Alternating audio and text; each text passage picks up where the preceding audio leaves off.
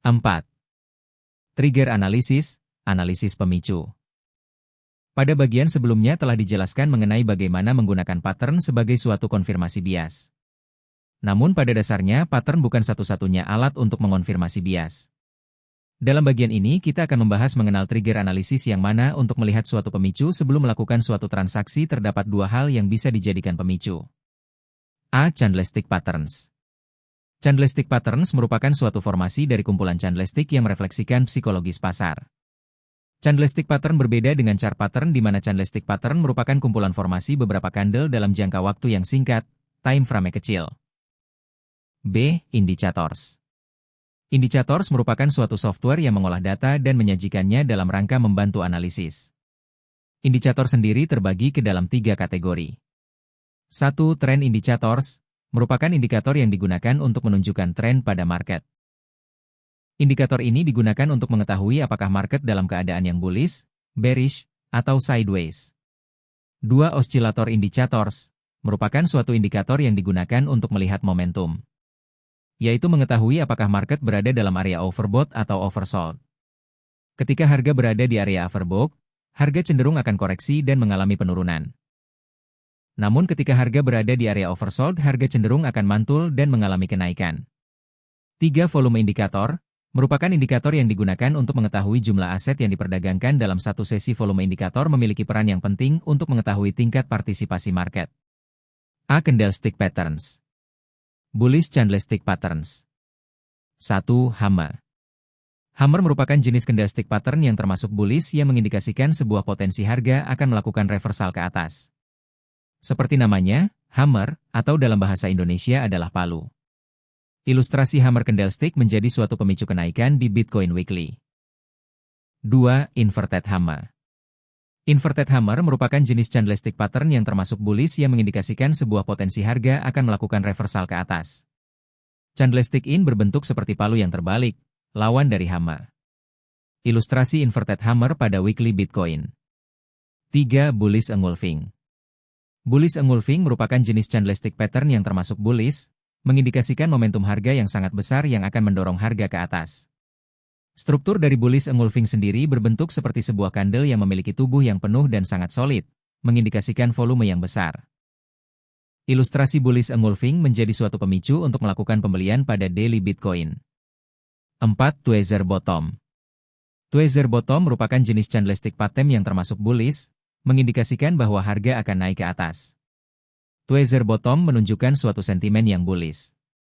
Struktur dari tweezer bottom adalah tubuh yang penuh dengan wick di atas dan bawah. Ilustrasi bullish engulfing menjadi suatu pemicu untuk melakukan pembelian pada daily Bitcoin. Bearish candlestick patterns. 1. Hanging man. Hanging man merupakan jenis candlestick pattern yang termasuk bearish yang mengindikasikan sebuah potensi harga akan melakukan reversal ke bawah.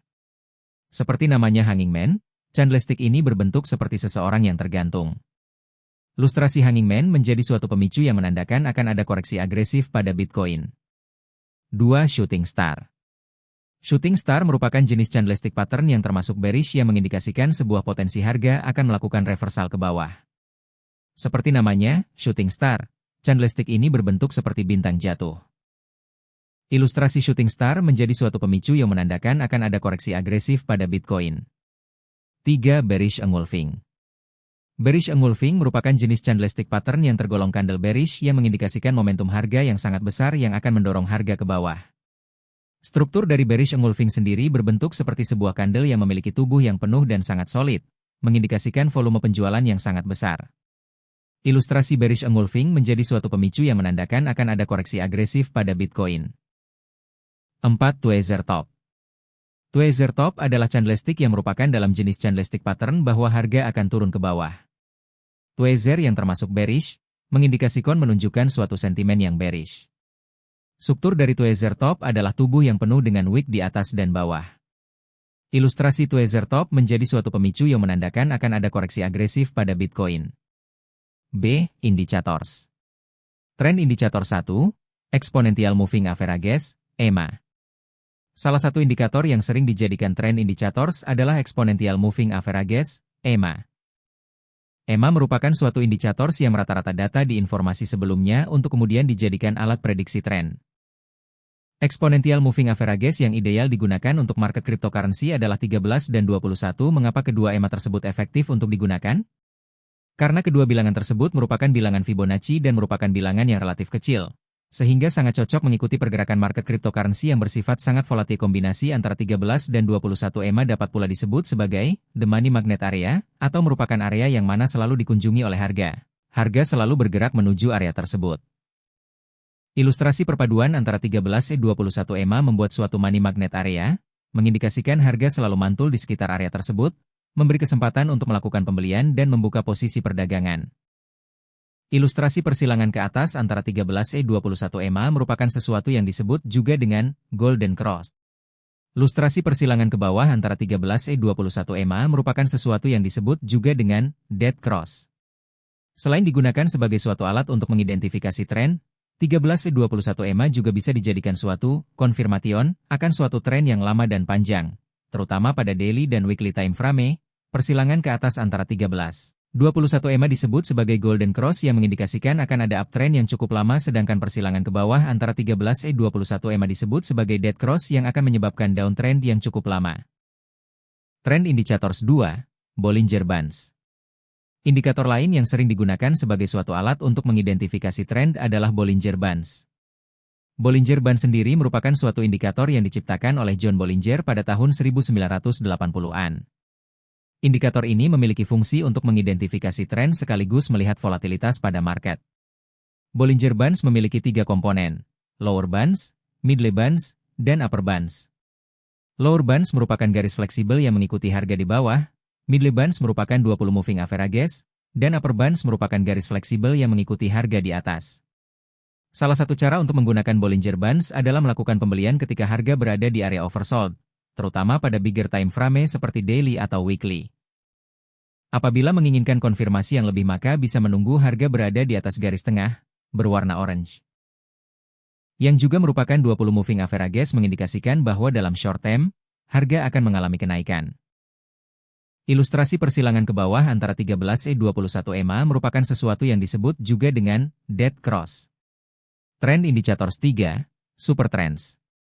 Super Trends merupakan suatu indikator yang diciptakan oleh Olivier Sebam yang memiliki tujuan awal untuk mempermudah investor membaca arah pergerakan harga. Super Trends digunakan untuk mengidentifikasi suatu arah pergerakan harga dalam jangka yang paling panjang. Indikator ini sangat cocok untuk dijadikan suatu panduan bagi para investor yang hendak melakukan suatu positioning jangka panjang terhadap portofolio yang mereka miliki. Meskipun Super Trend sendiri merupakan suatu indikator yang digunakan untuk menganalisis tren jangka panjang, namun Super Trends juga dapat digunakan sebagai suatu tools untuk melakukan perdagangan spekulasi jangka pendek. Super Trends juga bisa digunakan untuk time frame di bawah 1 hari, 4 jam, 1 jam, dan 15 menit. Cara menggunakan Super Trend sendiri adalah melihat ada di mana area harga. Apabila harga ada di atas area hijau, maka market sedang dalam uptrend. Sedangkan ketika harga berada di area merah menunjukkan bahwa market sedang berada di downtrend. Ilustrasi Super Trend sebagai suatu indikator untuk melihat bagaimana tren jangka panjang dari Bitcoin. Oscillator Indicator 1, Relative Strength Index. Oscillator indicators yang paling terkenal yang digunakan untuk trading dan investing adalah Relative Strength Index, RSI. RSI sendiri ditemukan di tahun 1978 oleh J. Wallace Wilder di majalah Commodities Magazine. Beberapa saat setelah itu indicators ini banyak sekali digunakan di dunia trading dan investing hingga detik ini juga. Kesederhanaan dan kehebatan fungsi yang dimiliki membuat indikator ini sangatlah populer. Settingan awal dari Relative Strength Index, RSI sendiri memiliki skala 0-100 di mana apabila garis berada di atas skala 70 maka market dinyatakan dalam area overbought sehingga koreksi atau penurunan harga mungkin terjadi. Sedangkan apabila harga berada di bawah skala 30 maka market dinyatakan dalam area oversold dan market berpotensi untuk rebound naik ke atas. Bagi para trader investor yang hendak melakukan suatu entry pembelian, maka langkah yang paling bijak adalah menunggu RSI berada di area oversold di time home yang besar seperti weekly atau monthly yang mana memberikan keyakinan cukup besar untuk melakukan pembelian. Ilustrasi Relative Strength Index, RSI. Ilustrasi RSI yang berada di area oversold mengindikasikan harga akan mantul ke atas dengan signifikan pada chart Bitcoin. Oscillator Indicators 2, Stochastic. Oscillator indicators kedua yang memiliki sensitivitas yang baik dan sangat bermanfaat untuk trading investing cryptocurrency adalah stochastic. Stokastik sendiri merupakan suatu indikator yang diciptakan oleh seorang dokter bernama George Lane 6 tahun 1950-an. George Lane sendiri juga merupakan seorang teknikalis saham. Secara teknis stokastik merupakan suatu osilator yang berada pada angka rentang 0-100 sehingga dapat dijadikan suatu indikator untuk mendeteksi area overbought dan oversold, sama dengan Relative Strength Index, RSI. Hal tersebutlah yang membedakan stokastik dengan RSI, adalah stokastik memiliki dua buah garis sensitivitas. Garis pertama merupakan garis yang mencerminkan nilai osilator pada tiap sesi dan garis satu lagi merupakan garis yang mencerminkan rata-rata pergerakan harga. Ketika dua garis ini bersilangan ke arah tertentu, hal tersebut menunjukkan suatu momentum harga akan naik atau turun. Melalui berbagai riset internal dan pengalaman trading selama bertahun-tahun, kami menemukan fakta bahwa setting stokastik yang paling ideal adalah dengan setting EK Length 5, 9 EK Smoothing 3, dan ID Smoothing 3. Setting ini memberikan sensitivitas yang baik dan respons yang cukup akurat dengan karakter market cryptocurrency yang sangat volatile dan agresif. Setting IDEA stokastik untuk market cryptocurrency dengan menggunakan platform TradingView. Strategi yang paling mudah untuk menggunakan stokastik adalah melakukan pembelian ketika stokastik berada di area oversold dan dua garis melakukan persilangan, memberikan suatu konfirmasi pasti bahwa akan terjadi suatu kenaikan harga dan momentum di market sedang bullish. Ilustrasi stokastik cross di area oversold menunjukkan suatu momentum bullish pada chart Bitcoin. Oscillator Indicators 3, Moving Average Convergence Divergence, MACD. Indikator oscillator ketiga yang sering digunakan di market cryptocurrency adalah Moving Average Convergence Divergence, MACD. MACD adalah suatu oscillator indicators yang diciptakan oleh Gerald Appel yang juga seorang dokter pada tahun 1970-an. MACD memiliki banyak fungsi yang sangat membantu para trader menemukan momentum pada market dengan visualisasi yang sangat mudah dan sederhana. Fungsi indikator MACD adalah untuk mengetahui momentum di market, mengetahui apakah market sedang dalam keadaan oversold atau overbought. Selain itu, MACD juga memiliki fungsi untuk melihat apakah ada divergence di market. Divergence merupakan perbedaan antara harga dengan osilator. Ilustrasi skema bearish dan bullish divergence. Apabila harga diketahui beranjak turun ke bawah dan membentuk lower low, 2, serta lower high, LH, sementara osilator diketahui membentuk higher high HH dan higher low, HL, maka dapat disimpulkan bahwa terdapat suatu bullish divergence. Bullish divergence menunjukkan bahwa saat ini memang harga mengalami penurunan namun harga sudah mengalami jenuh jual, oversold, yang diikuti dengan momentum dari volume jual yang juga ikut melemah, mengindikasikan harga akan rebound dan naik ke atas.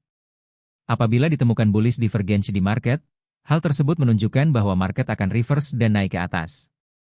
Ilustrasi bullish divergence pada MACD membawa bullish momentum pada daily chart Bitcoin. Volume indikator 1, volume bar. Volume bar merupakan indikator volume yang paling utama dan mungkin satu-satunya indikator yang dibutuhkan untuk menunjang aktivitas trading investing. Volume bar dapat dilihat di bagian bawah platform trading, di bawah chart harga. Volume bar berbentuk kotak dan panjang dengan dua buah warna yaitu bullish bar dan bearish bar. Bullish bar memiliki warna hijau, candle naik, dan bearish bar memiliki warna merah, candle turun. Namun untuk versi buku ini bullish bar memiliki warna ungu sedangkan bearish bar memiliki warna hitam. Bullish bar menunjukkan bahwa harga penutupan dari suatu aset di sesi tertentu adalah lebih tinggi daripada harga pembukaan. Hal ini disebut juga dengan positive volume. Sementara bearish bar menunjukkan bahwa harga penutupan lebih rendah daripada harga pembukaan dan bisa dibilang dengan negatif volume. Volume bar dapat dijadikan suatu alat untuk mengetahui divergence pada market namun fungsi utama dari indikator volume bar adalah untuk mengetahui partisipasi pasar sehingga kita dapat mengetahui apakah kenaikan harga juga didukung oleh partisipasi market yang baik, karena kenaikan harga, breakout, baru dinyatakan valid apabila diikuti dengan volume yang memadai. Mengapa breakout, kenaikan harga, yang tidak diikuti dengan volume dapat dinyatakan tidak valid, false breakout? Karena hal tersebut menunjukkan bahwa kenaikan harga hanya disebabkan beberapa orang saja, dan keseluruhan market, retail, tidak berpartisipasi di dalamnya, sehingga menunjukkan bahwa harga sedang digoreng untuk kemudian diturunkan lagi nanti. Ilustrasi breakout harga yang diikuti dengan volume membawa kenaikan eksplosif pada Bitcoin. Ilustrasi breakout harga yang tidak diikuti dengan volume membawa suatu false breakout skenario yang menjebak retail. Volume Indicators 2 Volume Profile Fixed Range, VPFR. Volume bar yang telah dijelaskan di atas hanyalah menunjukkan elemen harga dan volume, namun tidak menunjukkan suatu elemen penting lain yaitu waktu. Disitulah indikator volume profile fixed range, VPFR, muncul. VPFR memiliki fungsi untuk menutup gap tidak adanya informasi waktu dari volume bar. VPFR merupakan indikator yang ditemukan oleh seorang trader bernama Peter Stadelmayer di tahun 1980-an. Indikator ini memiliki fungsi utama untuk mengetahui point of control, POC, yang mana merupakan suatu titik di mana volume paling tinggi diperdagangkan. Melalui penjelasan tersebut maka POC dapat menjadi suatu area yang dianggap ideal untuk membuka perdagangan. Ilustrasi VPFR pada chart Bitcoin menunjukkan area ideal untuk membuka perdagangan. Volume Indicators 3, On Balance Volume, OBV. On Balance Volume, OBV, merupakan suatu trading indicators yang menyatukan seluruh volume penjualan dan pembelian dalam satu waktu ke dalam suatu garis untuk mempermudah tampilan. OBV sendiri sesaat mirip dengan Relative Strength Index, RSI, yang sama-sama menggunakan garis sebagai osilator.